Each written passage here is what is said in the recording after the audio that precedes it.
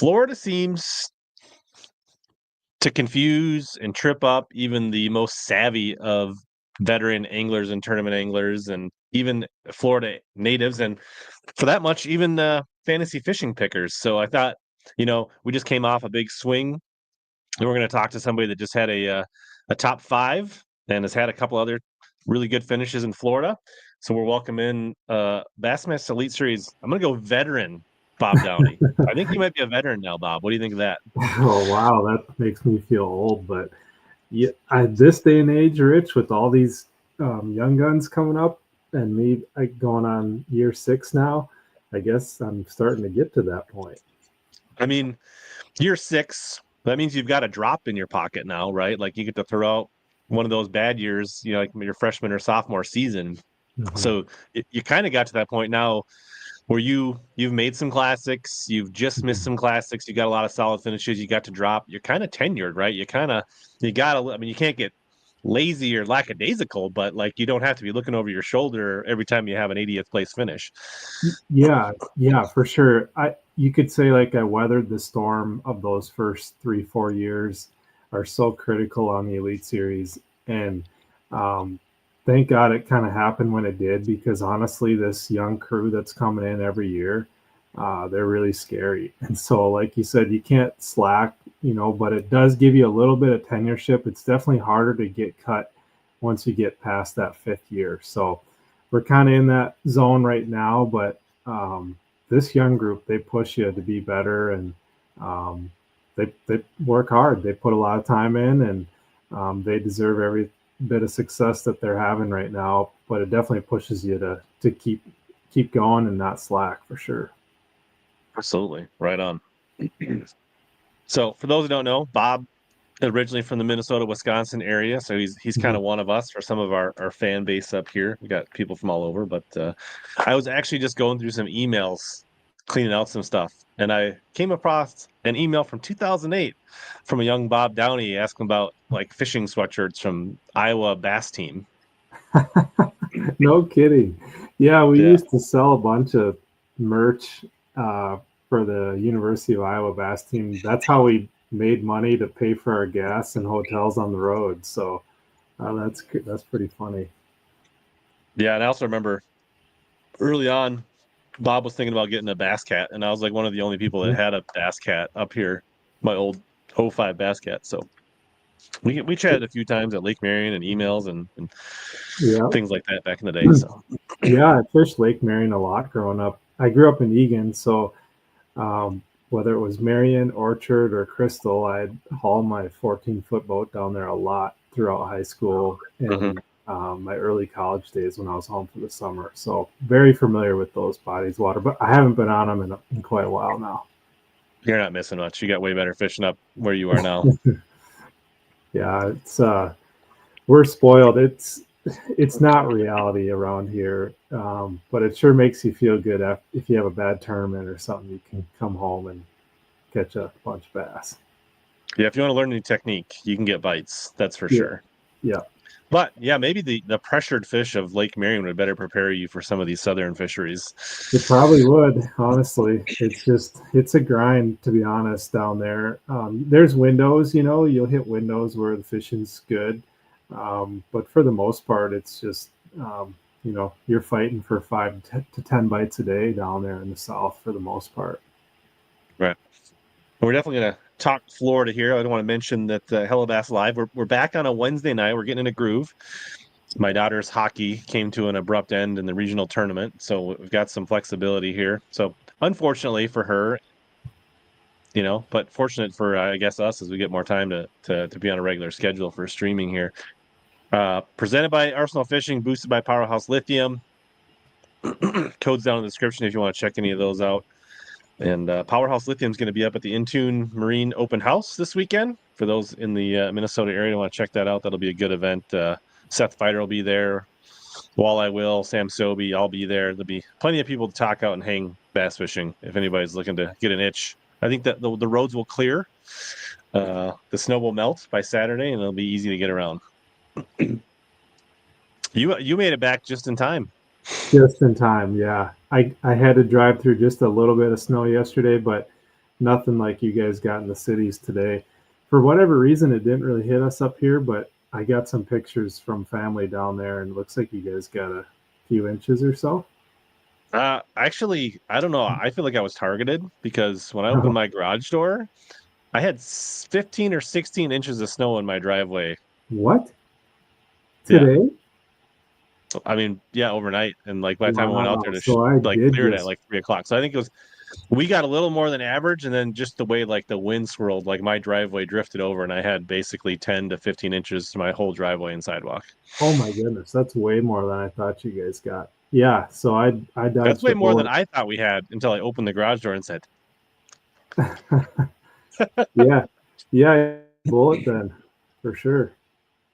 Just got home yesterday. yeah. So came back from Florida, in which you Okeechobee had a fifth place finish, correct? Yeah, yeah, good event on Okeechobee. Not so good on the St. John's. I mean, it was not a Didn't you complete bomb, but didn't not you good. just miss the top 50? Yeah, I mean, it was probably a couple pounds. I needed a good bite or two probably to really get in on the St. John's, and um, so fortunately I Yeah. I got feel like that you on did had Okeechobee. one decent day and one tough day, I think, right? Yeah, yeah, I was 51st after day one on the St. John's, and Okay. then yeah, fell off into the 70s on day two. Maybe that's what I was thinking. Okay. Yeah, But St. John's, you've also had some success. You had a runner up there, right, to John yeah, Cruz. yeah. So you've had a couple top fives, like some Mhm. top 20s. I mean, you've had your fair share of rough events and pretty solid events in Florida. So I think we'd like to pick your brain because I think that's the way you learn is like when you have tough events and have good events and you see and so I guess I'd love to hear what maybe let's start with St. John's, then we can get positive. Like what didn't go well at St. John's and what did you learn from that event? Yeah, what I'm starting to learn more and more as I've now, like you said, been doing this for 6 years. I've been to these places um, 3, 4, 5 times now. In the St. John's, this was my fifth time there, and I've had some success. Like you said, I almost won a couple years ago. Last year, I think I had a top 15 there. Um, so it's super difficult to go to those places and not be sucked into areas where you've done well in the past. You almost have to check it because if you don't check it and then guys do well on that stuff, you kind of feel a little silly. Um, so you wait. You either, I guess, in some instances it might work in practice, and that has happened to me at places like the St. Lawrence at times. But it really kind of burned me this time on the St. John's. I really tried to make that Salt Springs area work again because we had some big cold fronts the week we were there, and that's what happened last time when I took second. Those fish kind of backed off into those little deeper pockets in Salt Springs, that shell area, and I really tried to make that work um, 2 times in practice. I started there the first day, and then it progressively got colder throughout practice. So I went there again the last day in the morning for like 2 hours just to see if they had maybe slid into those areas. And I never had a bite doing that. Hmm. I knew there were fish going to be in the back spawning. Um, Being that it was one that way last year, I didn't really want to mess around with that. I figured there would be guys doing that, and I didn't really want to get in that mix. Sight fishing for me too just isn't a big strong suit. I can do it on a casual Sunday afternoon with no pressure. But for me, I just mentally I'm not great at it during the lead event unless I come across one that's I didn't even know was there and and they're locked on and I can catch it. I Right. actually did weigh a couple this last St. John's tournament on Or day if you've one. already got a solid limit and you're just looking for one, then it's easy to Yeah, right. But like when you don't have your limit yet and the clock's ticking, that's tough in a tournament if you're not yeah, really comfortable with it. yeah. Those guys that are good at it, it's a mental battle, and they're very good at it. The Drew Bentons and the Drew Cooks of the world, et cetera, et cetera. So, anyways, I didn't want to get in the mix doing that. So I wasted a lot of time in Salt Springs. I wasted some time in the stretch that I caught them in last year on Lake George. Um, I just didn't really jive with it this year that well. I found one offshore school of fish down in that Astor area, not far from where John Garrett caught that big bag. Um, Hmm. I found a big school of fish. So I started there day one, put a limited boat within about the first hour and a half. One decent one, like a 3 pounder, and then the rest were just kind of fish that I ultimately needed to get rid of. And then in past years, I've fished all those canals in the Astor area. I kind of knew what they offered. There's always fish in there. Um, and so I figured, being that it was a bit of a run to get to that group of fish down in Astor, once I was there, I needed kind of some backup stuff. Um, and in practice, I guess this is a little bit of a tangent from the canals, but in practice, I did catch a 7 pounder on a swim jig in some pads, not far from where I found that group of fish. So I thought, okay, I got this group of fish, caught a good one, swimming a jig in pads. There's a bunch of pads down there, and then there's the canals. And I figured I'd just kind of make the day up as I went along, start on that school, try and get a limit. And the day went about according to plan. I never got a bite on a swim jig though. I pretty much caught my limit on that group. And then I just ran canals the rest of the day. I came across a couple bedfish that were ready to go, caught them. One was just under 3 pounds, the other was about a 2 pounder. And that was my day. I had like 13 something, I believe, maybe just under, and was sitting in the 50s. Um, and so for day two, I thought I'm just going to kind of roll with that same program. Um, the whole fry garter deal that was going on in the canals with the jerk bait, I share information with Pat Schlopper throughout Hmm. practice. We don't really share super particulars in terms of area, but patterns and kind of what's going on.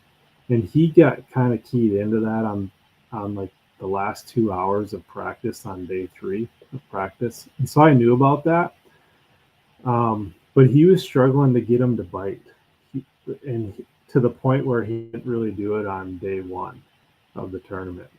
But he revisited it on day two with a jerk bait, and Pat had a really good day on day two.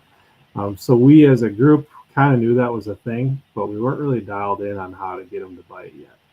But Pat figured that out on day two. But obviously during the tournament, we're not going to chat about that stuff. I don't even think we really can, unless we were to run across each other on the water.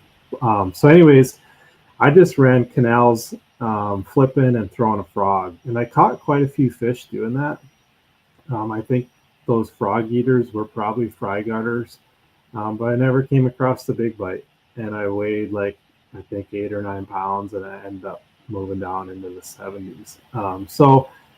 Um, really not a great event, to be honest. That group of fish that I had found, there was still some there on day two, but they really had spread out, and I think I caught one or two out of it, and it was not like it was when I found them in practice. These southern fish are smart. There was more than a couple guys fishing around in that group, and they seemed to kind of break up. And so I just ran those canals the rest of the day, hoping to generate a big bite or two, and I never did. The one thing that I'm a little disappointed about with that is the amount of guys that caught them on a swim jig, kind of Hmm. north of Lake George. I just feel like whenever there's a swim jig bite, that's a strength of mine. I've done it so much over the years back home on our natural lakes as well as on the Mississippi River, and I've had some good finishes over the years doing that. And so I was pretty disappointed to miss that deal. I got a couple bites in practice doing it, but not really enough to make me commit to it.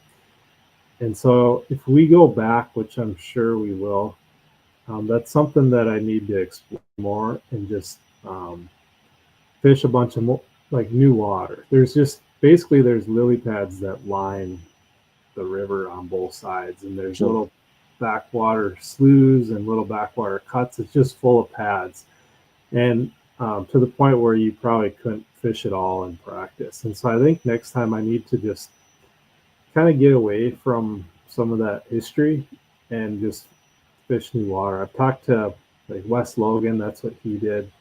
Obviously, it was won on a swim jig by Bill Lowen, but Corey Johnson was doing that. Caleb Kufal was doing that.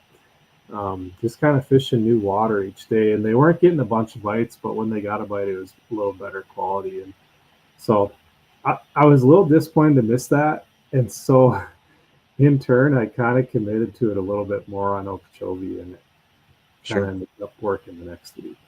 Yeah, so those morning fish, were those like crankbait fish, dragon fish, like your school? Like what kind of? You'd think so, but the only way I could get them to bite was on a drop shot. Mm.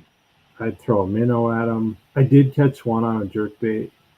They were probably 4 to 12 foot. It was like you could picture the main channel and then a offshoot off the main channel going into a backwater, and it was right where that all connected. And there was 2 points where that offshoot was going back, and the current was sweeping by that, and they're kind of sitting in that zone. But there were guys throwing a jerkbait and a minnow on it. Like when I showed up, I believe Paul Marks was there, JT Tompkins, Chris Aldane, and I just fit in kind of behind them. And I was the only one throwing a drop shot, and I don't think anybody was getting bit that morning. For whatever reason, I don't know if these Florida fish have even been pressured with the minnow now, or if they were just related to bottom so much that they just wanted to. Because they were current fish. Yeah. Yeah, could have been. So drop shot was how I got them to bite, and then I did get one to eat a jerk bait. And like I said, day 2, it pretty much faded. Those fish there was a few around, but not enough to really create enough competition to have like a good bait sort of deal. So yeah, that's how my morning started, day 1 and day 2. And then and the swim jig deal was just like kind of baffling to me. I caught that big one in practice doing it, and I did it a decent amount down in that area, but clearly just didn't cover enough water doing it, I don't think, because I talked to Wes, and he said he was only getting 6-7 bites a day. And I think on day 3, he only weighed in a couple. Like he had 5 or 6 bites, but he dropped a couple of them. So you're maybe not going to get a bunch of bites, but if you get them and you execute on them, you have potential to have a good bag. And if you look at Wes's track record on the St. John's, he's done very well there over the years. And I know Wes loves to throw a swim jig, and I think he understands the tide too. The tide is not major on that place, but it does have an impact. And I think looking back, what's that? I was gonna say you definitely see that as an observer, like watching bass track. There's flurries. Like it's rare to see somebody, especially at St. John's, catch them all day, right? Like they typically have like a couple windows where they like catch them pretty good. Yeah, and I think in hindsight, looking back at the year, I almost won that tournament. That day 4 was all tide related. I just happened to be in the right place at the right time. But that wasn't like, I didn't stop there because I knew the tide was perfect, but it just so happened to work out that way. Yeah. Back to that one, did you have any missed fish on the day you didn't have a limit? On the St. John's? Yeah, I lost a 3-pounder that day, and like a barely a keeper, but I think I lost by 1.25 pounds. So yeah, that kind of stung. Not to bring up old stuff, but yeah, I know. That's okay. At least John Cruz won. I like John. He's good dude. Yeah. So speaking of swim jig, what's your Florida swim jig setup, and is it any different than your Minnesota swim jig setup? Maybe a little bit heavier braid. I throw it on a 40-pound braid just because down there you never know when you're going to get into a giant and some heavy, nasty cover. I typically throw it on 30-pound braid around the house, but usually, in the springtime on our natural lakes, besides some lily pad root systems, you're not really dealing with heavy cover. And then I throw it on a 7.3 medium heavy fast. Just a St. Croix Victory is any 7 to 7.3 medium heavy fast, I think is enough backbone to kind of get them up and out of there. If you're throwing it in some nastier stuff like the St. John's, for example. Some of those pad areas where you got giant pad stems, you'd maybe want to bump up to a heavy if you're maybe doing more of like the Alabama shake type of deal, Right. where you're having to set We're it almost fishing it like a topwater or a buzzbait almost at that point. Yeah, for me, on Okeechobee at least, I was just straight reeling it, which I do a lot of around the house and on the river too. That's kind of my favorite way to fish swim jig on the river. So yeah, that was it. It was 40 pound. Whatever your favorite braid is. I was throwing Suffix 832, but 40-pound braid and 7-to-1 gear ratio, and then a 7.3 medium heavy fast St. Croix Victory. That was my setup. Sure. Is there any scenarios that you throw fluoro for a swim jig? Maybe around the house in the early spring, if you're fishing kind of those open mud bottom bays, would be about the only time. But honestly, it's been a long time since I've thrown a swim jig on fluorocarbon. I just kind of prefer that braid for whatever reason. I don't know. Sure. Just you get used to it. Like I used to throw quite a bit, and I've just kind of drifted more towards fluorocarbon. But there are definitely times, Mississippi River, there are times that I'll definitely go back to braid for certain applications. Yeah. I don't know. I mean, I don't have anything really against it outside of the fact that I'm just maybe a little more efficient around grass with it, with braid, in terms of kind of breaking it free, and certainly around pads on the St. Johns River, you probably wouldn't want fluorocarbon. But I can certainly see on the Mississippi, like over an eelgrass flat, like you'd be just fine with fluorocarbon. But then the same thing, you got big pads and stuff you don't want to use fluorocarbon on the Mississippi too. So sure, yeah. Thomas says you're a fantasy lock. Oh wow, that's a leap of faith there.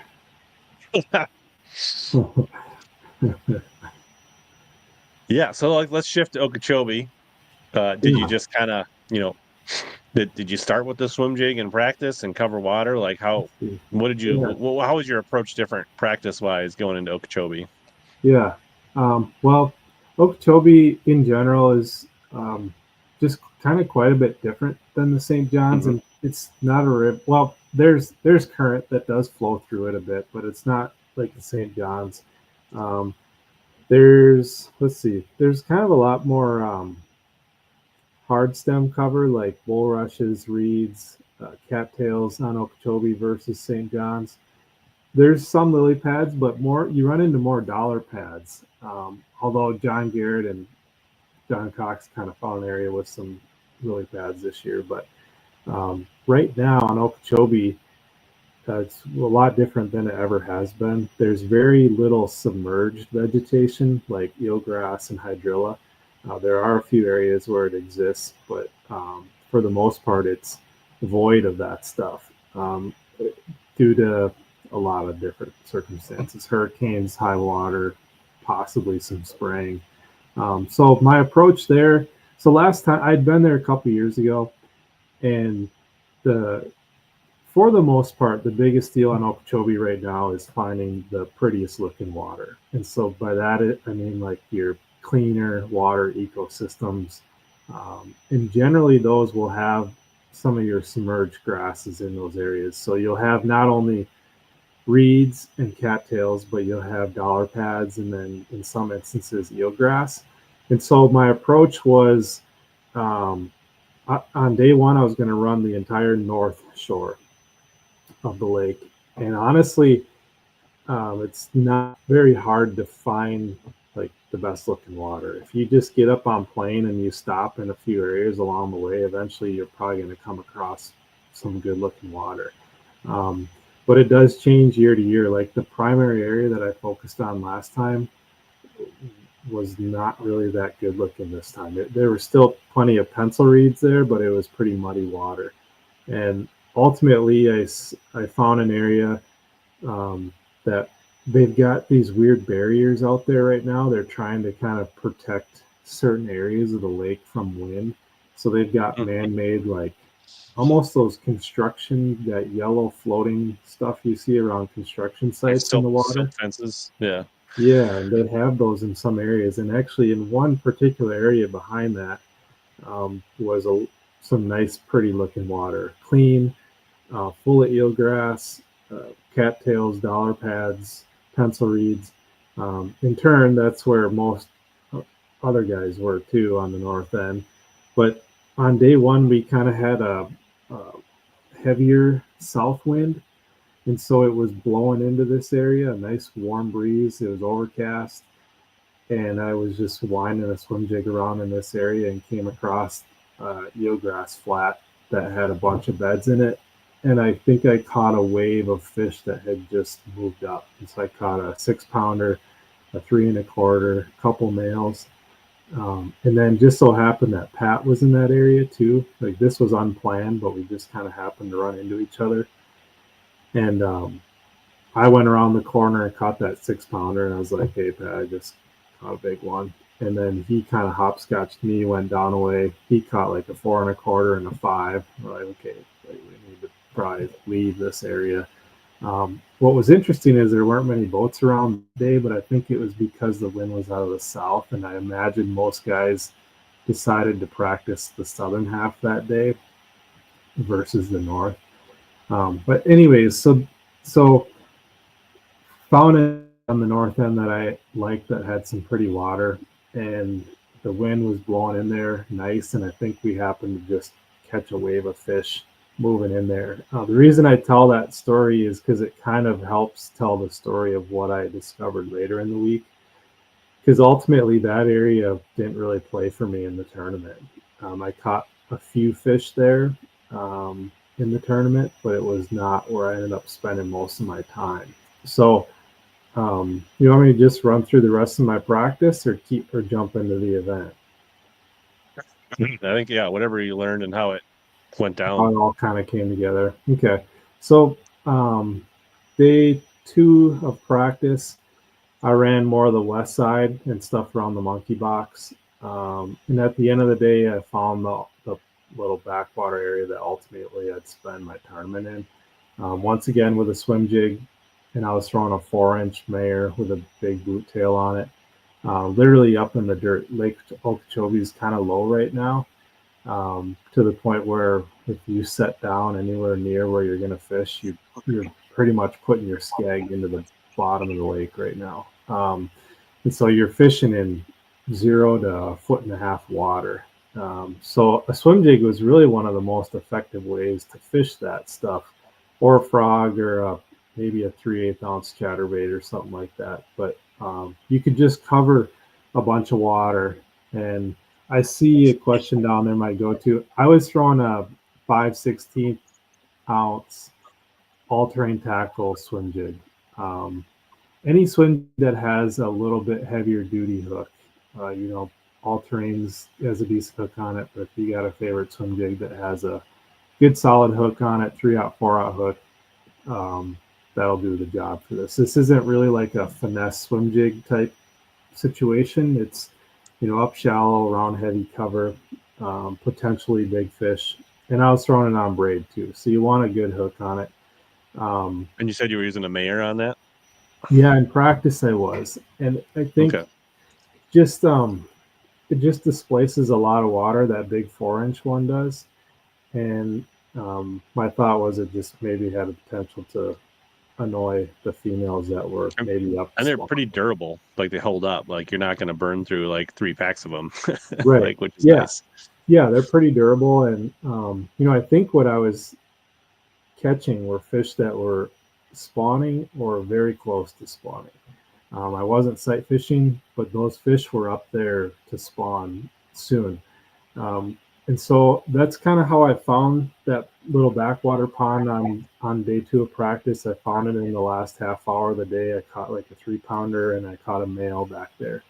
And I had been to this area 2 years ago when we were there. It had some good depth then, like 4 to 6 foot of water. So I thought, okay, it's probably still going to have some depth, even though the water's down. And it did. It had like 2 foot of water, 2.5 foot of Right. water was the deepest. So which this week was really deep out there. And then day 3 of practice, I kind of did some off the wall stuff in the rim ditch, the whole suspended minnow deal, and some weird stuff. But it kind of worked. I caught a 5.5 pounder on a minnow in there, but it was so far away from other stuff I had found, and it was like I caught that one and a couple 12-inchers doing it. It wasn't like I was super dialed into it, so I didn't feel super strong about it. I thought maybe if I made it to day 3 and I had nothing else, I'd go try that. But I got out of there, and then the latter half of day 3, I found one other area where they were actually schooling on bait on a couple points, and this was more muddy water. So I said, typically you got to look for that prettiest looking water on Okeechobee. Well, this was a bit of an anomaly. It was kind of muddy with some cattails in the area and some dead wood, like old willow trees or something that had died from the hurricanes, but there were still some stick-ups. And on those stick-ups, I caught a 4-pounder and a 3.5 pounder. And so that kind of, what's interesting is my practice in different areas ultimately clued me into what to do in one particular area. So catching those couple on wood late in the day on day 3 of practice kind of like jogged my memory of other pieces of wood I saw in different areas throughout the lake. So, and those were also on the swim jig, and I was just casting past it and trying to hit the wood. And whenever I'd hit it, it was like a reaction bite, like throwing a square bill. Right. And so I don't know if those fish were spawning there or staging there. It was only about 1 foot to 2 foot deep. But it started to key me into that bite on the wood too, which would become important, I guess, later in the week. So that was my practice. My swim jig bite was definitely the best and strongest pattern. But what's to note as well is we had quite a bit of wind in practice too. So because it kind of changed the first couple of days of the tournament, and I can get into kind of some of the adjustments I made because of that. But that was it. So black and blue? Is that what your main? Yeah, black and blue. It's just kind of standard in Florida. That dark tannic water is, you can keep it simple. I do tend to throw white on the St. John's a little bit. I caught some nice ones last year we were there on white, but we were also there more around the shad spawn. So I don't know if that had something to do with it. But yeah, black and blue. And then I was flipping a jig actually instead of a plastic during the tournament. I can kind of get into that a little bit, but the first couple of days I was doing that as well. So you do you start in your secret pond in the tournament, or no? So I started where I caught that 6-pounder and where Pat had caught a couple big ones. Sure. We both started within about shouting distance of each other, which is super rare. That's the first time that's ever happened. And didn't talk about it. You just both showed up. Well, no, we talked about it. We were just like, well, whatever. Guess we'll just kind of figure it out. Come to find out, there were other boats in that area too, and it was slick calm the first morning. So, like I said, when I found that area, there was a nice south breeze blowing in there onto this eelgrass flat. But day 1, it was slick calm, sunny. I caught a 2-pounder and like 1.25 pounds right off the bat on the swim jig, but you could just kind of sense that something was different. Like hardly anybody was getting bites. So I kind of maneuvered around in that area a bit. It was a pretty big stretch. You're just constantly passing other boats in Florida, and when you get in those pretty areas, it's just for the most part that you're going to be around other boats. So I caught 2 more, 1 more on a swim jig, and then I caught a decent one on a frog, and then I had like a 3 or 4 pounder wake my swim jig. And that kind of was like a light bulb moment for me. Like maybe the swim jig is just not the deal today because we didn't have a lot of wind. So then I started flipping a lot more, primarily in that muddier area. where there was some schooling fish on minnows, but there was also isolated cattails. And I was flipping a jig just from an efficiency standpoint. If you've ever flipped a Texas rig worm or a stick bait around heavy cover, it's not very efficient. You go through constantly fixing your worms. Constantly. Yeah. It's like you go through 3 or 4 worms oftentimes before you even get a bite. It's like, and I was just kind of getting annoyed with it, especially after the St. John's, doing it all week. And it's like, I'm just going to try, sorry, my camera. I'm going to try this jig. And it was so much easier in and out of cover. And I ended up getting a 3.5 pound bite and like a 2.5 pound bite, which doesn't sound huge, but it gave me 12 pounds and I was in 51st or whatever, something like that. I think right in the middle of the pack again, like St. John's. So not really a great day. I had a lot higher expectations for that starting spot, especially after Pat had caught a couple big ones and I caught a couple decent ones. But the wind wasn't right. And I think in hindsight, we had just caught a wave of females that had just pulled up that day. And I'll kind of get to this because this materialized throughout the event, and I learned a lot last time we were there. But these females in Florida are, it's like they're here for a day, maybe a half day, and then it's like they're gone. And they get up there and they spawn quick, and oftentimes they're gone really quick. And I think that's what happened. We had found that the first day of practice, and we, come the first day of the tournament, I think those fish were already gone. And there wasn't really the right conditions for that bite. So on day 2, we had a fog delay for about an hour and a half. And so I actually started on a point where those fish were schooling on little minnows. And I knew they were small, but I thought with this fog delay, I want to get a limit in the boat quick to calm me down. So I did that, and I threw just a Senko and a frog and caught like a limit for like 6 pounds within the first half hour. So in hindsight, it was kind of pointless, but it calmed me down a bit. But really, the rest of the day was a bit of a struggle. I flipped that jig around a lot.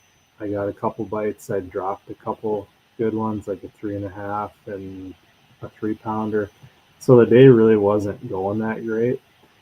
And I had kind of told myself I wasn't going to go back to that area I went to on day 1 where the water was really pretty looking. There was a lot of boats around. Just didn't feel that right on day 1. And so at about 11 o'clock, I went to this pond that I'd found where I ultimately spent the rest of my tournament. I ran over there. It's about a 20-minute run. Kind of settled in. Brock Mosley was in there. Jonathan Kelly was working his way out of there. And Matty Wong eventually made his way in after I'd been in there for a little bit. So there was not a lot of people in there. You could see most of it. When you're in there, you could see pretty much all the stretches and kind of keep an eye on, okay, this guy has hit this stretch or that stretch has been resting for an hour or so. And that ended up being kind of key. So Brock and I were just winding a swim jig around in this there's like a picture of pond and then kind of a little backwater off the pond. And we were catching males like at will. It was super easy to catch 1 to 2 pound fish. But we weren't catching anything bigger than that. So I kind of backed off and I started flipping later in the day. And I got super fortunate and I caught a 8.6 on the Rapala scale and a 6.6 on the Rapala scale. And that was flipping Texas rig 3/4 ounce around the perimeter of this pond. There was kind of like hyacinth mats around the whole thing. And some areas were deeper than others. Some were dirt shallow. Some had like 2 foot of water on it. And the one stretches that had 2 foot of water on it were the ones that I got those bites. And so that was my day 2. Without those 2 big bites, I probably finish in the 70s again. So kind of the You flipping proverbial a stickworm or creature or no, a creature. Yeah. Yep. Yep. So just 4-aught heavy duty hook, 50-pound braid. Um, it was a 7.6 heavy, moderate fast rod, and I was literally on my way out of that pond. I caught those males, didn't really do it. Kind of helped me a little bit. I think I was up to 7-8 pounds, but I was on my way out, and I went by. There's a little island in the middle, actually. And that's where I caught the 8-pounder. And when that happened, I knew I was in the cut. So and I had about 3 hours left in the day, and so I just flipped the rest of the day. I did catch a 3-pounder right after that, and then I caught the 6.5. And so the flipping bite was good, but it was calm that day too. And so I think that's, and we had a cold night. I think that's why we had the fog delay. Was it was cold. There's a bunch of fog, and I think that's why that flipping bite was decent on day 1 and 2. So now, kind of getting to the part of what I've learned, I guess, from past years that really helped me the last 2 days to find a little bit more consistency. So we've kind of talked about how the swim jig bite was good with the wind, which that's something that if you've ever fished a swim jig, a lot of people can understand that, reaction bite's a little bit better with some wind. So day 3 and 4, we had a little more wind. So that was ideal. But like I said, Brock and I were catching a bunch of males in this area. And then when I got those 2 flipping bites, they were really fresh fish. They were healthy, fat, clean. They hadn't been spawning yet. And 2 years ago, when we were on Okeechobee, this whole scenario kind of played out as well. I caught a really big one in an area on the afternoon of day 1. It was a 7-pounder, and it was really white and clean. And my dumb self did not go back there on day 2 until the end of the day. And come to find out, 2 guys caught like a 24 and a 26-pound bag in that area on the morning of day 2. And so that really stuck with me ever since that little experience. It's, if you ever get into a situation where you've got warm, stable conditions and you catch like a big female at the end of the day of a multi-day event in the spring, it's probably best to go check that area the next morning, because a lot of times these females will, like we talked about, they're here today, kind of gone tomorrow. They move in and out of these areas fast. They literally move in and out overnight. Well, I think right. Part of it might be that maybe they don't move out, but the window in which their bite window, right? Like there's a window when they come in and they bite, and then they're going to do their thing. And when they're doing their thing, unless you're looking at them, they're really hard to catch, right? And so I think that's also, it may not be that they actually disappeared. It's just that they lock up and get really hard to catch. Right. And then there's a window when they bite again, and then they're gone, right? So it's like there are windows, even though they could be there. But what you're saying is you catch a big, fresh white blimp at the end of the day. There's probably some more coming behind her, so you might want to get back there. Right. And so that stuck with me since 2023, and taught me a hard lesson, because I ended up missing the cut that year by a few pounds. And anyways, it just stuck with me. And so when that stuff was transpiring on day 2, Brock and I catching a bunch of males, we kind of had a nice sunny day. We were going to have a warm night leading into day 3, another sunny day on day 3. It was kind of like that light bulb, like, okay, I need to be here tomorrow morning, because this happened a couple years ago in an area. I think this is maybe what's going to be happening in this area. So I need to be there on day 3 in the morning. And sure enough, for the next 2 days, new waves of females were moving into this area, because Brock is as good of a swim jig or winding fisherman as anybody on the Elite Series. Like, he is uh, phenomenal with the chatterbait. He's really good with the swim jig. He would have caught those females if they were there. Um, but I think he weighed 9 or 10 pounds or something like that. So the next day, I just went into the exact same area and ended up having 17, 11 for the day. So much more consistent day. Caught primarily 3-pounders, 1 4-pounder. I flipped a bunch in the afternoon because I figured, okay, I maybe can generate another big bite. I had 5 bites, but they're all about a pound to a pound and a half. No big ones. So, and then day 4 was, I would say, an even warmer night moving into day 4, and a little more breeze in that area. And another wave of fish moved up on some isolated cover. And in the afternoon, it was for about an hour, like you said, Rich, is like I hit one of those bite windows.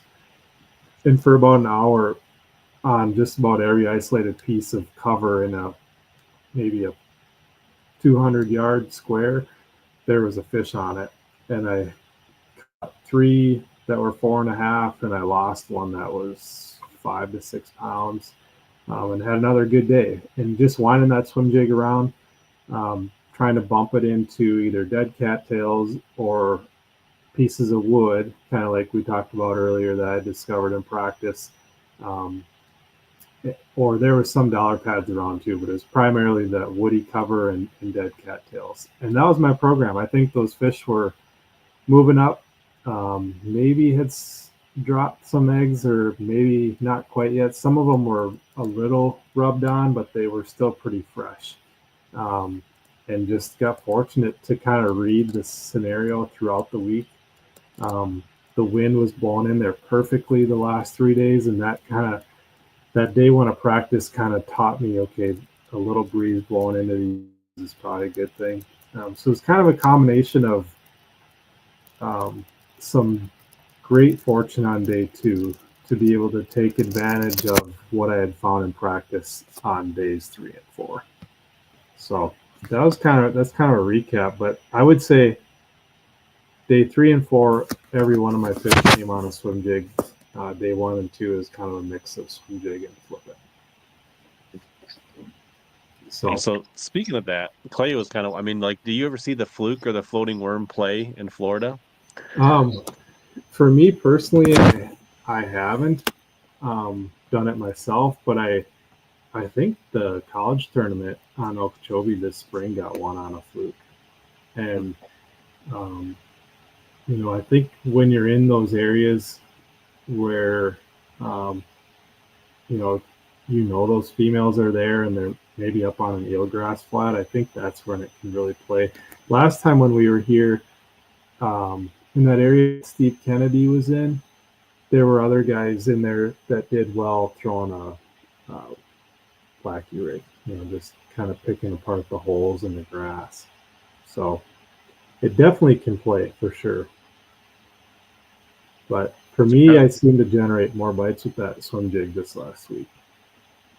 For sure.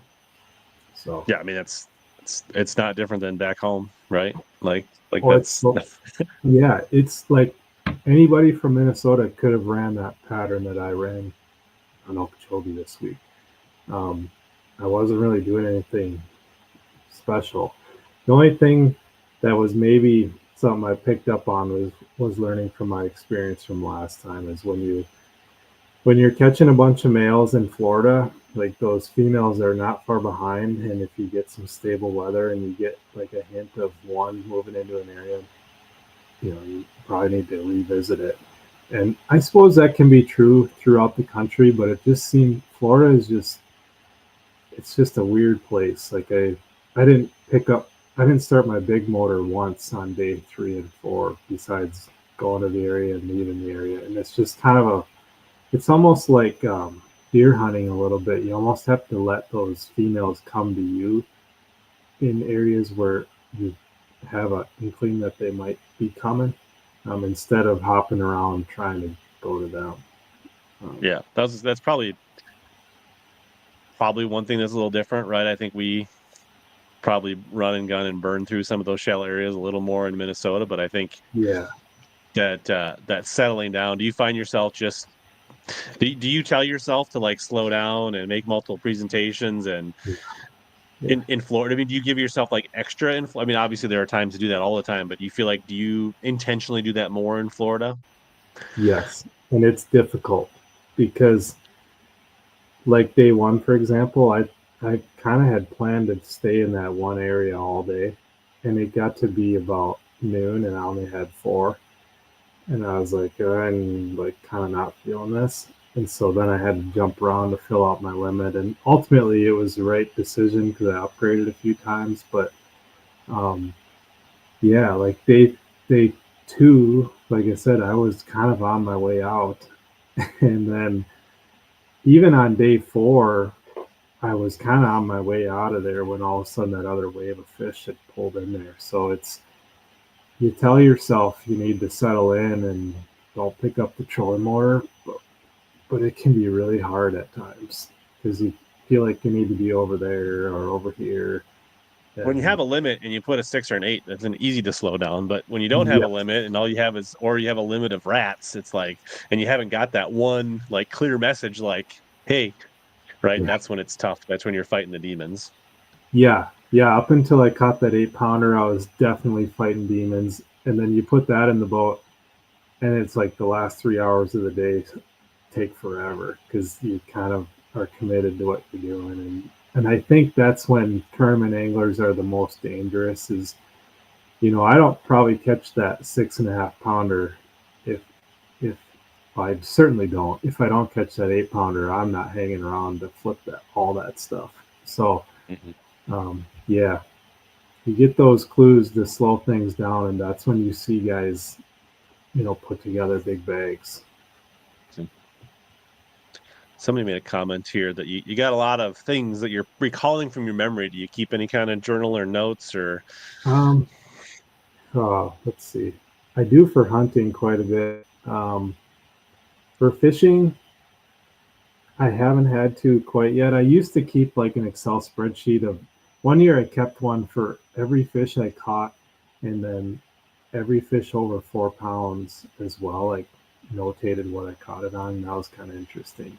Um, like 1 year in the elites or when in no, your and way back days? yeah. Yeah. So like every fish, I'd say 90% of every fish over 4 pounds came on a jig, which was kind of interesting, but not to be unexpected. But no, on the elites, I really haven't. I probably should now that I'm starting to go to these places more and more and getting older too. My memory's probably going to start fading on me a bit, but right now I haven't yet. But I do keep some waypoints. I'm starting to get to the point where I almost wonder if that's more detrimental to me than helpful, though. Like it on tour, anyways. Minnesota, it's kind of nice to have your stuff if because we're so spot oriented. Um, but around the country, it's kind of nice. It maybe be nice to have a waypoint for like, okay, I was in that creek and that creek was productive, but not When you're all. like, which one of these? I know it was in this arm, but which one of these four creeks did I catch him Yeah, in? Right. Like, yeah. So I'm kind of starting to debate what to do with that a little bit. Um, but no, that's about the only memory I have is like my old waypoints, which actually was kind of interesting on Okeechobee just because it's changed so much over the years. Like you go back to where your other ones were, and it's like, gosh, there's nothing left here. It's just a wasteland. once I was thinking, like, I imagine that it seemed like Steve Kennedy was in pretty shallow water frogging. Like, I imagine that was like dry mud right now. Yeah, I mean, it was like because I visit that was kind of the area I was in last time too. I wasn't right where Steve was, but I was in that area. It was definitely shallower, but there was no No, grass, no dollar pads, hardly no any life. coattails, no life. Yeah, it was just like dead. And maybe some guys ended up catching them there, but I went through there in practice and never had a bite. It's just wild. But yeah, the lake is just it's changing a lot, and um, hopefully it comes back. But It's way different than it used to be. Even from when we were there 2 years ago, I would say it's a lot different. Well, I mean, it dropped like 3+ feet, right? 3+ feet, and Which I guess is supposed to be good for it in the long term, from what I think it that's what the locals say. potentially could be like as the summer settles out and we get beyond their windy season. Um, Hopefully it will be, but I I don't know. There was a lot more clean water 2 years ago than this year. It was pretty dirty in most areas. Besides, like the Rim Canal and the Kissimmee River were pretty healthy looking, which there was some damage done out of those areas. Yeah, let's take a 1-minute break here, and we'll come back and kind of get into some more general fishing questions here. Okay. Are you ready to reel in your next home purchase or refinance? Supreme Lending's Dream Team can help guide you through the entire mortgage process, from pre-qualification to closing. We have a wide variety of home loan programs in our tackle box, including down payment assistance and first-time homebuyer options. You can ask HellaBass. He trusted us to help finance his home. Contact the Dream Team today by searching Supreme Lending Dream Team, or click the link below in the description, or scan the QR code on your screen. We're back. Thanks to the Dream Team supporting the channel. Buddy Aaron Dagus. Yeah, I know Aaron. I fished with Aaron in the past. He's a good dude. Yeah, absolutely. Yeah. So is your computer like fan blowing hard? Is it like more? Kind of, can you hear it? Yeah, a little bit. I just figured that's what it was. Try the headphones. You can try it. Yeah, maybe that won't pick it up because maybe the mic is so close. It's not bad, but it is starting to get a little noticeable. Your laptop's definitely starting to disintegrate, Bob. Might be time to invest in a new one. Yeah. Let's see here. Might take me a second. Yeah. So while Bob's doing that, I guess I'll mention that the new Omnia code is up for March. Put it on the bottom of the screen there. So if you want to grab any of the stuff that Bob's been catching them on in Florida, go check out Omnia. Use the code, save 15%. It is a little bit like white noise. Maybe people like want to go to sleep. What's that? It's like a little bit like white noise for like sleeping in the background. That's what it sounds like. But I don't even know if I can. I've never connected these via Bluetooth to my computer. That's all right. And then also, I guess while Bob's pointing out that, I'll mention that the Intune Marine Open House is this Saturday up at Intune from like 10 to 5. And then the weekend after that, we got the Northwest Sports Show in Minneapolis.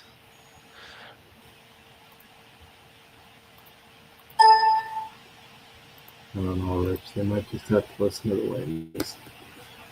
That's all right. Is it pretty bad?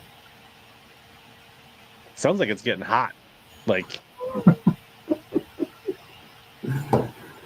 it probably is. It sounds like my computer when I like try to render a video and it's really working hard. So yeah, it might be. But Conrad said he really enjoyed your thought process. Oh, good. Yeah, I mean, hopefully I kind of broke it down. That made some sense for everybody. It's experience on these lakes doesn't always pan out for you, but sometimes it does. And in this case, it definitely did. I can tell you, I didn't know this was going to happen, but I had maybe a bit of an inkling that it could. And so it's always kind of cool when you have a thought and a theory and then it actually works, because that's just not super common in what we do. So yeah, it was fun.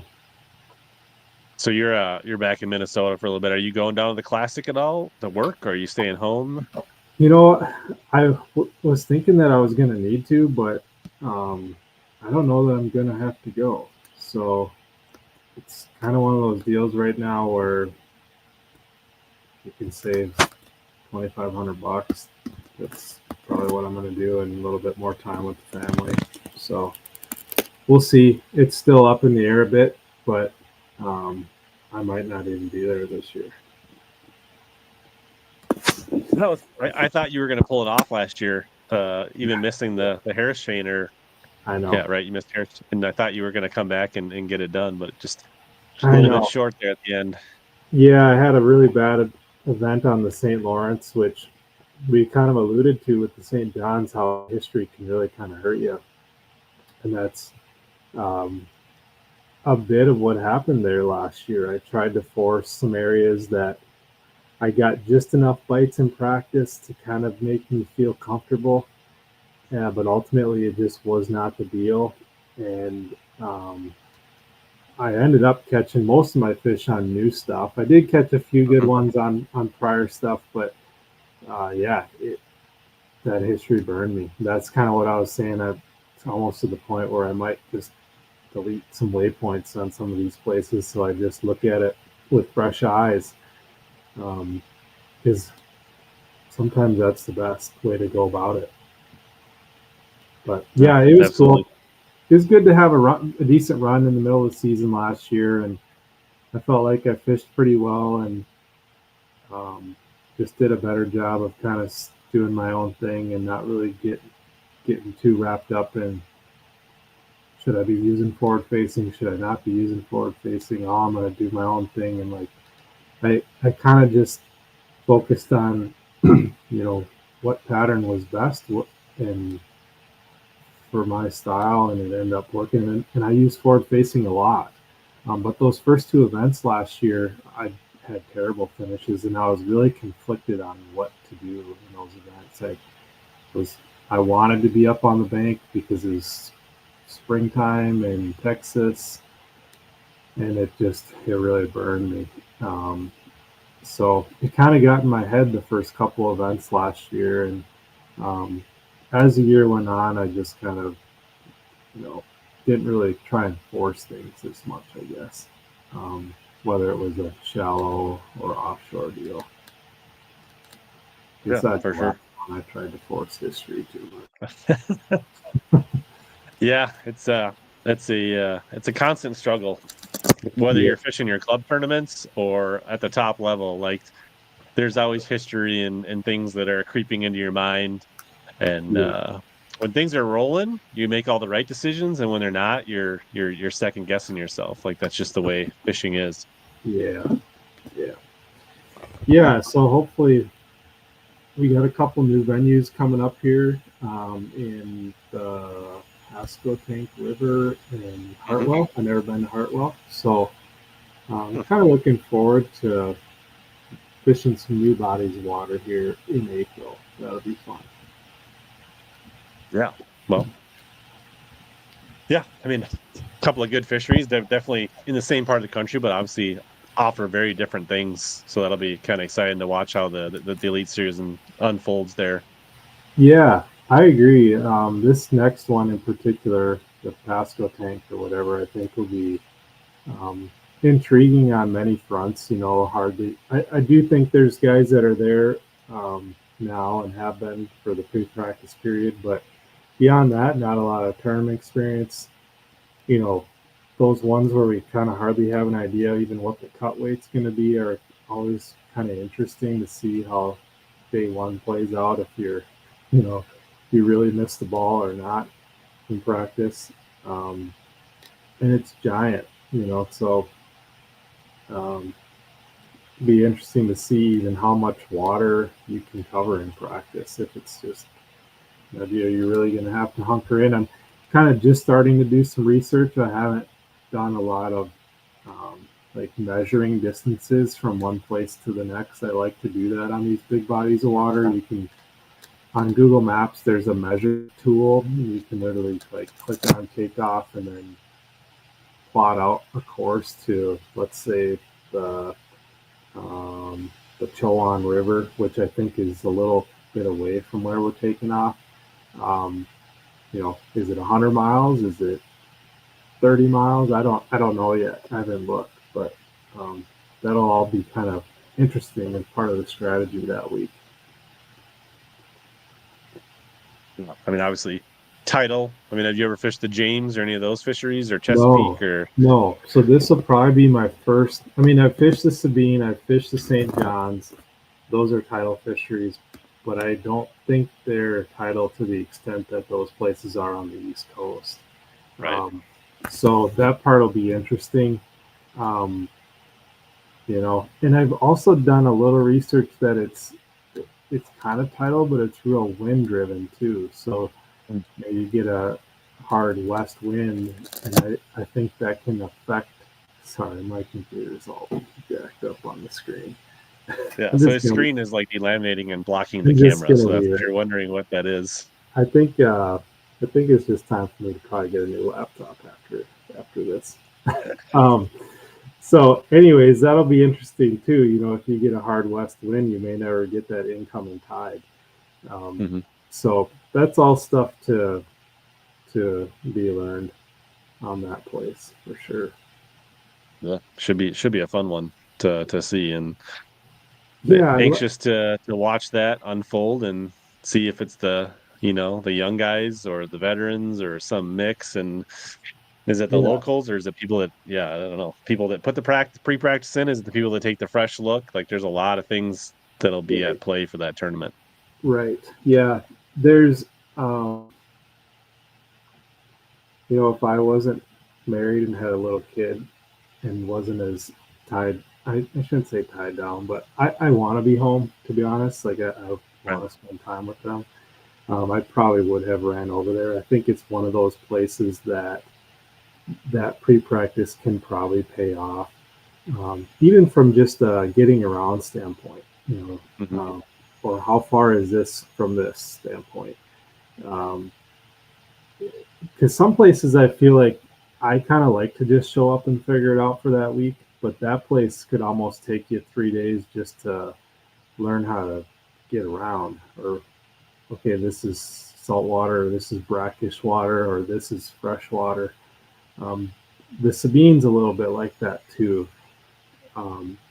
That can really turn up a lot of your practice time if you're fishing salt water. Like that can really burn up some time. So that pre-practice period on these obscure bodies of water, I think, can definitely help. Awesome. Yeah. I mean, hopefully the swim jig treats you well. Yeah, I agree. I think it's a river, so I would imagine a swim jig, frog, chatterbait, flipping. I love our schedule this year. I really do. In theory, it should suit my style. I'm a little disappointed. St. John's didn't go very well because I feel like that place should suit my style, or has in the past. And we're going to the Mississippi to end the year. We get to go to the Sabine. I really like the schedule this year. I like the idea of going to Hartwell too. It'll be maybe a little bit more around the spawn, but I enjoy chasing suspended fish. I had fun on Smith Lake last year, so I like the schedule a lot this year. Well, I mean, it's always nice that you're going to kind of be going in the right direction and kind of finishing close to home. So, right, like I expect there'll be a big Bob Downey family and friends contingency at La Crosse. No matter how the season goes, like you're going to have a lot of support at the last event, which is always nice. Yeah, no, absolutely. And I love that place. The river is one of those places where it can really get you to. So, but I've had some decent finishes there, but I've also had some not so good ones too. But it's always fun to finish close to home and have friends and family around for sure. I mean, the season you made in the opens, there was one, right? One of the La Crosse opens was one of them, right? Yeah. Yep. In 2019, and kind of to that point, I had a really pretty bad first day. I think I was like down in the 90s or close to 100, and then had a really good second day and bumped me up into check range. And that happened on the Elite Series last time we were there too. I had a pretty poor first day, and then a good second and third day. So it can be a tough nut to crack sometimes, for sure. I feel like 2019 was like rapidly falling water when you guys were there. Does that ring a bell? Yes, I believe it was. Yes, you are right about that because I had one area that was at the mouth of a little pond in the backwaters, and the water was like sucking out of this pond, and I was catching my swim jig right at the mouth of it. Yeah, good memory. I've heard stories, very similar stories from other people, similar Yeah, situations. yeah, yeah. When that water's falling, they'll suck out of those areas, and that's what I was doing on day one and day two. Really, just didn't catch big ones on day one. But yeah, it's a fun place, and um, I learned a lot last time we were there from a timing standpoint. And I think if you talk to most guys that fish the river, they kind of understand that. But it was something that needed to be pounded into my head. Like, hey, don't give up on an area if you don't get them in the morning, because that afternoon bite on the river for flipping and frogging can just be really dynamite. And Sure. basically, it was like a light switch just flipped. And so that could be something that that time of year when we go there in August could play as well. So yeah, I'm really looking forward to it. Yeah, that'll be interesting because with the locks and the travel and the points and the qualifications, like Yeah, there's a lot of things for people to consider depending on where you are. yeah, That I feel like that's a tournament where you almost want to be like somewhere between 10 and 30th in AOI, where you're yeah, like, I'm good. I yeah, can't win AOI, right? Like yeah, I can be dangerous. I can really like fish to win, right? Whereas like if you're yeah. No, so you're 100% right. Because I think in the Open last year there were guys that got locked, plenty of guys that got locked out, and so that's always a big risk. Um, I think it's a great place to have the season finale because of that dynamic. Um, there's, like you said, if you hope you're within that top 30 going into it, so then you're not as stressed about all that stuff. But yeah, Grandpa Tad's got to go to bed, I guess. It's too late for him. Hey Tad, thanks for tuning in. Believe it or not, Tad's like 50 and he has 7 grandchildren already. Is he Or he's really? about to have his 7th grandchildren. I was just hanging out Wow. with him the other So he day. is We went to one of those St. Jude fundraisers. okay. But Yeah, Tad's awesome. yeah, like I was on the upper side. It was crazy. Also, So like I one fished thing that. I should say is don't tell me Don't tell you. anything that's Yeah, not no, public. this is more just like the lock stuff. Like this is Okay. not nothing about. Yeah, no, totally got it. Yeah. So I fished the Open last year. Yeah. That's no secret. And I did not have a great first day. I thought I had a place where I could catch him. It didn't happen.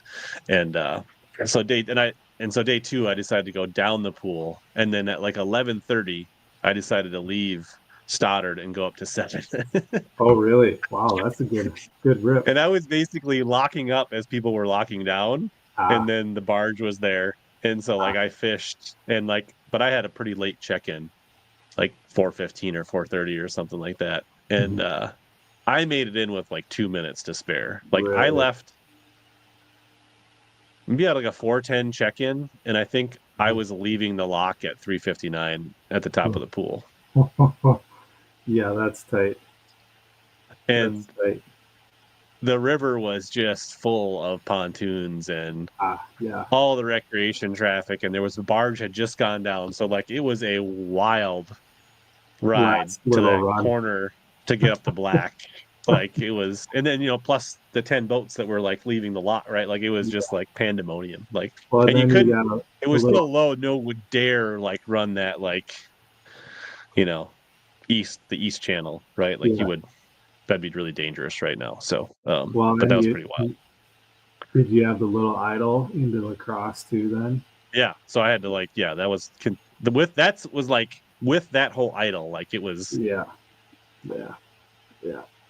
Oh, boy. But yeah, there was several guys that were up there that dumped their fish. Really? Yeah. Yeah, it sounded like it was an issue last year in the Opens, more so than past years. I don't know if bar traffic just got busy or what, but Yeah, I think it got busy, and I don't think they give. I mean, I've heard like sometimes the elites you get locking windows that you can depend on, but like the locking sure. windows were not like reliable for the opens guys. It didn't sound Yeah. like. Yeah, yeah, they have at times, like on the St. John's when we go into Rodman, they give us kind of windows. And I feel like maybe they have on the elites. I can't really remember. I've always, to be honest, just stayed in pool 8 and tried to make it work there. I'll probably try and do that again unless it's just absolutely brutal. So we'll see. It also like just 250 boat tournaments are different than 100 boat tournaments too. yeah, So that's true. That's true. So what we call this, Jim, is a vignette effect. Is what we're calling it. It's an artistic vignette effect on the screen. Sorry guys, I'm not trying to be fancy. It's okay. It's probably better just to leave like that than keep like playing with it. So yeah, I think what I've learned throughout our chat is I probably need to get a new laptop. This one is probably going on about year 8 or 9. So yeah, especially now, especially if you're going to go out and like pop a blue trophy, then you're going to be popular, and then you're going to have like a good setup for this. So yeah, can reinvest my winnings. But you don't have entry fees. You should be able to go buy all the laptops you want, Bob. Right. Come on. Right. Yeah. Yeah. Oh man, all the fun stuff that goes on. We have a little bit of entry fees now, but not much. Yeah. Well, it's not entry fees. It's a membership. Yeah. A membership. Yeah. Because that way we can still say it's an entry fee league because we just have a membership. Yes. Yeah. 10 grand membership, but membership. That's a lot better than a $45,000 membership. No, I agree. I think it'll all kind of shake out. It's not going to be exactly the same from a earning standpoint, but it's definitely better than what their first offer was initially from a payout standpoint. And there's always room for change, so it seems like every year something changes. And I think if this is like the new, and we go up from here, then this is great. If we're still here in 5 years, then right, so I guess only time will tell. Yeah, I mean, I hope so. I've got to believe eventually some of this stuff, like the Fox contract, I would imagine is not a bad thing. So we'll see what happens. But you're right. Get some of that Roku money. Yeah, that could be too. So they're trying. They're always kind of trying new things. I think with the new podcasts they got and the Roku stuff, and so we'll see. At least they're trying some stuff. So you're not planning to start live streaming your tournaments anytime soon, Bob? I don't know. I know some guys are, but I don't know. Maybe it's probably going to become the norm that I'm going to have to do it probably eventually. But what's he say? He's bagging on your laptop. Yeah, I probably could. Do you have a birthday coming up? Should we notify your family that you have a birthday coming up, or I don't. Father's Day, or until this fall? It's funny because I've been thinking about getting a new one, and then this thing started delaminating within the last week, so it's probably time. Probably time. Well, yeah, let's. I'll give you a last call for questions for people in the chat. Hit up Bob. Anything you want to know about the season coming up? Any baits, setups, things like that. Otherwise, we'll probably try to wrap it up here in the next few minutes before Bob's tournament laptop implodes and injures him before the next tournament. So yeah. So you're not coming down to the Northwest Sports Show? Going to stay up in Detroit Lakes and hang out with the family and. Probably, unless St. Croix, Rappler, or someone wants. You get a phone call. You're we'd really would be great if you were down here.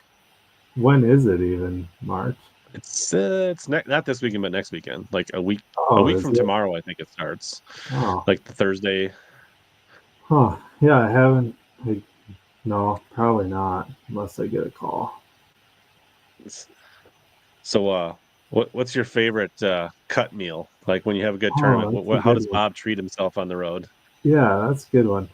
Um, well, so if Pat and I are still in town, we'll usually go like get some Mexican and have a couple of Modelos to celebrate the week. There you Uh, go. those are always kind of refreshing, and we'll try and find a decent. I don't know why we always go to Mexican, probably because most of these towns have a little Mexican restaurant. Well, and it's Um, you're not going to break the bank, and you're yeah, going to get your food like now, right? Like you mhm. don't have to wait, and like you're going to get 2 baskets of chips. That's part of it too. Yeah, we can chow on chips because you know how tournament weeks are. I mean, you eat, you do your best, but you're usually need a good meal after a long week. So usually that's kind of our go-to. Like we did that after the St. John's because I was still down there because we had to go to Okeechobee. Um, but if not that, sometimes I've gone and done that by myself, honestly. But if not that, if there's like a Chick-fil-A in town, I'm kind of a sucker for a spicy chicken sandwich from Chick-fil-A. And I try and eat halfway decent on the road. Like I'll buy my own meals and meal prep and stuff. But if I've made a cut and I'm feeling good about the week, I'll splurge on a little Chick-fil-A, which I know sounds kind of silly because that's kind of silly to splurge on a chicken sandwich, but they're pretty good. Yeah, for sure. So And I don't think there's any Chick-fil-A's up in Detroit Lakes, right? no, there's not. Or Chipotle. If there's a Chipotle in town, I'm kind of a sucker for Chipotle too. But I try not to go out and like eat that stuff every night on the road. Um, so if I get a moment where food supplies are running low at the camper after a long week, I'll go do that. You're on a truck camper, right? Yeah, hmm yeah, I enjoy it. It's kind of like Polnick was saying this last week. You just kind of got your own space and a little bit of routine. It's definitely more work. Like to get it ready to go and to pack it up Mhm. is definitely more work than just hooking up and going to a rental house. But when I get to where I'm going, I kind of like it. My stuff's right there. I don't feel like it's gonna get messed with. And usually there's a group of us, like of other elite guys that are staying there too. So you get to know them and hang out with them a bit too. I've never been like a camper guy, but like I've always I like fishing the BFLs and stuff. Like I always like if I don't have a buddy's place to stay or we're not renting a house with a group, like Mhm. I'm very comfortable like sleeping in the back of the truck and camping there. I just don't want to deal with tents and like setting up and like, but like Yeah. to me, there's a community and a peace of mind of a campground that you Yeah. just feel like your stuff is good. Yep. That's what I like about it so much. But there are times when I'm getting ready, like when it's 10 degrees out in Minnesota and I'm trying to get the camper ready to go to Right. Florida. It's like, gosh, it'd be so much easier just to hook up and go to a rental house. But when I get to where I'm going, I do enjoy it. So like on the back to like so let's say you would have been fishing Sunday Mhm. on St. John's. Do Yeah. you pack up the camper before you go to the launch in the morning?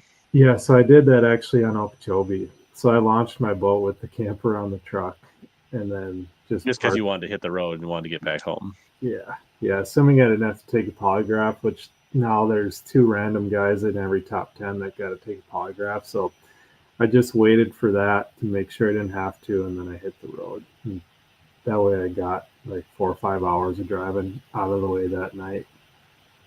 And I don't always do that, but going from Florida to Minnesota to Right. knock a little bit out of the drive, then I knew I could get home in a day and a half or less than like a 3 day drive, I guess. Or like if you would have been, fishing on a Sunday on a back to back, you would have done it as well. Just to Yeah, yeah, hmm yeah. So that creates more work too. So then, like Saturday night, you're packing everything up, till late, and then you're up early. But it's kind of what I signed up for.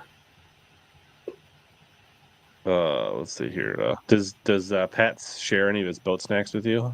Um, Or would you get your own boat snacks? he's shared ideas. Like he's really big into like Although he did share a Mountain Dew energy drink with me one time. That was nice of him. Yeah. Like he's into those Bobos, like the Bobo granola bars, which are like a butter and jelly granola bar. Those are actually pretty good. So I've included those in my boat snacks now. Other favorite boat snacks, I don't think it's anything out of the ordinary. It's probably I like to have some jerky. I like to have some trail mix. It was always nice when Sometimes, Omnia would stuff extra jerky, right? Like back in the yeah, day. that Like was that was kind of always cool when good. they did that. Yeah. If I get real fancy, sometimes I'll bring like protein shakes, which are kind of nice to have when I'm not really feeling like having breakfast at 5 in the morning. So that's not every week, but those are nice to have actually if I prepare for it.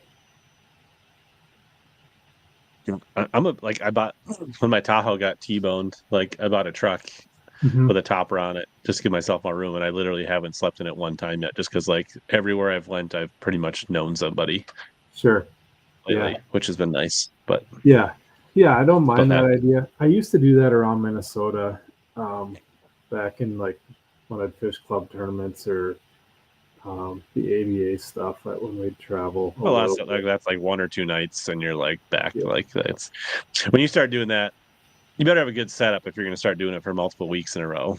Yeah. That was kind of where I was at when I was trying to debate what to do my rookie season, was to build out like a truck cap. And I ended up just getting the truck camper because I felt like I'd be more comfortable on the road. And like when I fished the opens, I stayed in a tent. I just pitched a tent at all 4 events, which was fine. But I didn't want to do that for 9 tournaments across the course of a season, because you get those nasty weather days and rain and you can't hang anything up or stand up, and I don't know, I didn't want to deal with that. Or like that just makes that morning pack up tournament all that much worse, because it's like you're gonna put away a wet tent and then you're gonna drive home and then you got to set the tent back up again to dry it out, like that. That dry. Yeah, so the tent was fine for the opens, but not for the Elite Series. So, you like your jerky tougher or softer? I actually kind of do like it a little soft. Like sometimes you get a Jack Link's bag that's a little softer than others, and I kind of like that actually. You just throw it up on the sun in your dash and let Is it like soften up. It? I don't know, maybe like I do that with my frogs. Why can't I do it with my jerky? Yeah. Right? So I found a pretty good frog that I've been using the last couple weeks actually. And I am not sponsored. It doesn't sound like it's a Terminator. No. Well, Terminator, they don't even exist anymore. They stopped making it, really?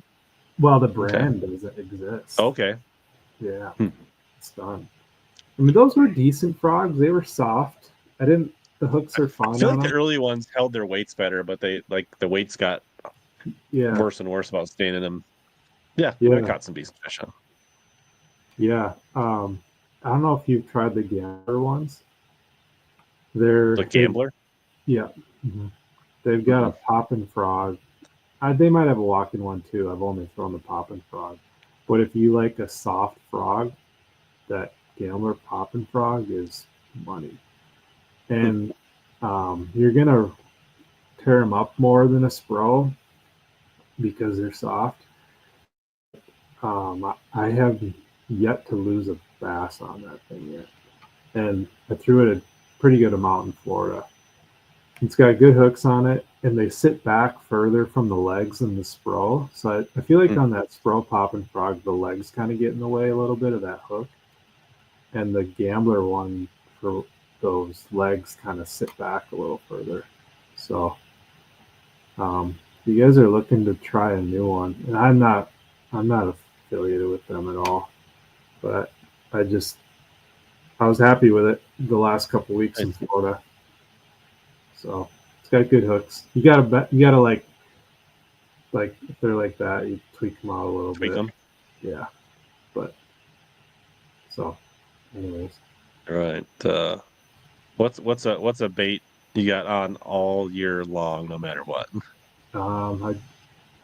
Now that I fish the elites, I'd say a chatterbait. The only correct answer is a minnow. Just kidding. Well, yeah, that too, honestly, is becoming. Yeah, that's true. I do have one in my box at all times now. That chatterbait, though, in Minnesota, I threw it a little bit prior to qualifying for the elites, but I wouldn't say I threw it a ton. And now, I mean, every tournament you got one tied on. No matter the time of year, pre-spawn, spawn, post-spawn, summer, fall, like it's always a player. Smallmouth tournaments. So I don't know. I feel like the chatterbait's always.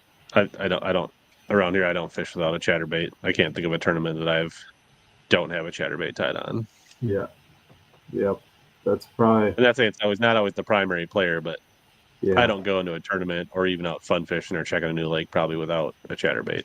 yeah, it's insane. Like Frank Talley, I think it was his best year he had on the Elite Series. He literally like every tournament he caught fish and had very good finishes on that.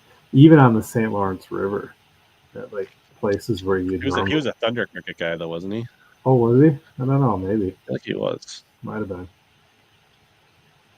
But so there's not a Crush City Frog that you want to announce or anything today? I hope not. I guess. Not No, that you're aware of. You're not on the inside loop, like. no. Yeah, I guess like it does look a little Spro-ish. I see that comment. I would agree with that. The biggest difference though is I mean, some of those Spro frogs, it's weird. Depending on the color you get, some of them are softer than others. Like I feel like that brown color is usually pretty soft. I don't know what color that is. Oh, did you put tinsel in there? Oh, well, that's a thing. I don't know. Doesn't everybody do that? Oh, well, the gamblers come with tinsel in them. I don't know if that matters, but yeah, Rappley used to. Well, Terminator had a frog, and the Terminator. So there's no more to hope. So the spinnerbaits, the buzzbaits, it's all gone now. Yeah, it's kind of the jig. Yeah, that's all moved over into the VMC line. But yeah, like I said, you're gonna go through them more. Like I already ripped the cup, like the tie out of the cup of one of them, which kind of stinks. But if you get better hookup ratio, for whatever reason, I just had issues with that Spro one in terms of hookup ratio. I don't know.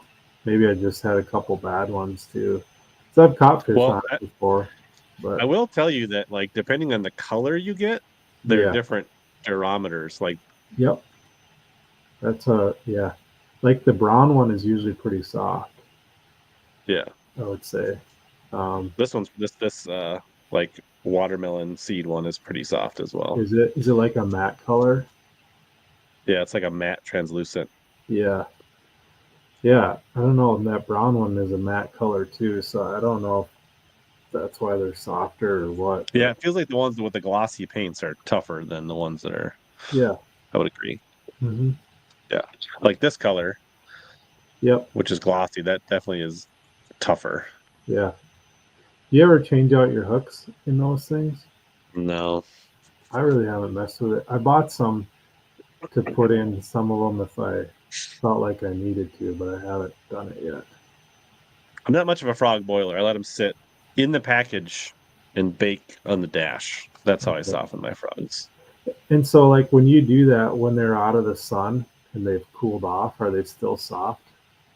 They definitely get softer. Like, you can, like, if you take the same color frog and put 3 of them up on the dash and let them cook for a week or whatever, and 3 that have been sitting in the shade in your garage or your boat or whatever, and then take them out, like, you will feel a difference even when they're cool.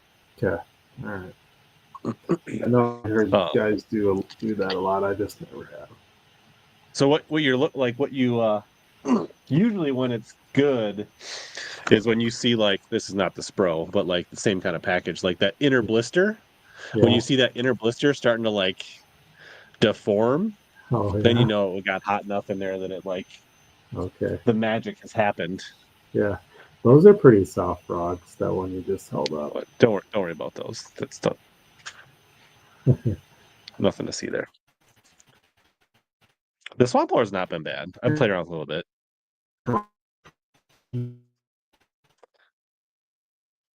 Yeah. Cool. All right. Well, appreciate you coming on, Bob. Let you get to bed. I mean, you might as well pay attention to your family since you are home. Brian summed it up nicely. Appreciate you taking the time on short notice. I think, did Bob just freeze? Bob may have froze.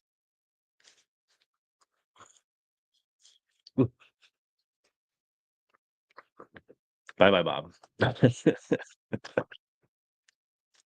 Did the comp nuke? The computer might have finally died. Yep, I think his laptop might have self-destructed. Yeah, good stream.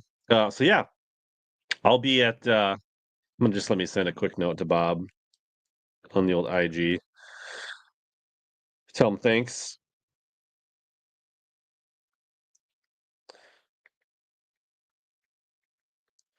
But yeah, I'll be at Intune Open House. Oh, Bob's back. Do you want to say goodbye, Bob? Oh, we thought your computer like melted down. Sorry, you guys. Yeah, no, thanks for having me on, Rich. I appreciate it. It's fun to chat with you guys and chat with your I don't know, what would you call them? Fishing friends in the comments section. The Thanks, community? The community. Visor Gang? Yeah, Visor Gang. No, it's fun. It's good to chat Florida and some frogging and what we got coming up this season. So yeah, appreciate you guys. Here's the deal. When you win lacrosse, yeah, I'm gonna come down there. I'm gonna take this Arsenal scissors and we're gonna turn one of your Sims hats into a visor. How's that sound? All right, perfect. I'll let you do that if I win. All right. Well, thanks, you guys. I appreciate it. All right. We'll wrap things up. Thanks, Bob, and safe travels. We'll see you around. Okay. Thanks. See you. All right. Yeah, there was Bob wrapping things up. As I said, I'll be at the Intune Open House on Saturday. If anybody is in the area, I guess Bob, does he have a YouTube channel? I wasn't aware of that. I'll have to look at that. But so I'll be there. I'll probably bop in at the Northwest Sports Show sometime around that weekend. I think Intune Marine has a booth there as well. So if you don't want to drive out this weekend, you can see some of the Intune stuff at the Northwest Sports Show. And then I am booked for the Classic. I have my tickets. Carol, I don't know if you're asking me or another Rich in the chat, but I'll be getting into Fort Worth Thursday night, and I'll be flying to Orlando for Universal and work stuff. So, but I'll be there, Thursday, Friday, and part of Saturday. So if anybody wants to meet up, I'm sure I'll probably post to my socials. I'll probably hang out at the Powerhouse Lithium booth for a while. Carol, if you're there, definitely, watch my Instagram stories, my Facebook posts, if that kind of stuff. I'll make sure to let people know where I'll be and where we can meet up, and I'll try to hunker down somewhere for at least like an hour each day where I can be found. But yeah, the new Omnia code. See some of you at Intune, see some of you at the sports show, see some of you at the Classic. We will have another show next week before the Classic. And yeah, I think that's everything. So as always, here you guys catch more big bass and suck less.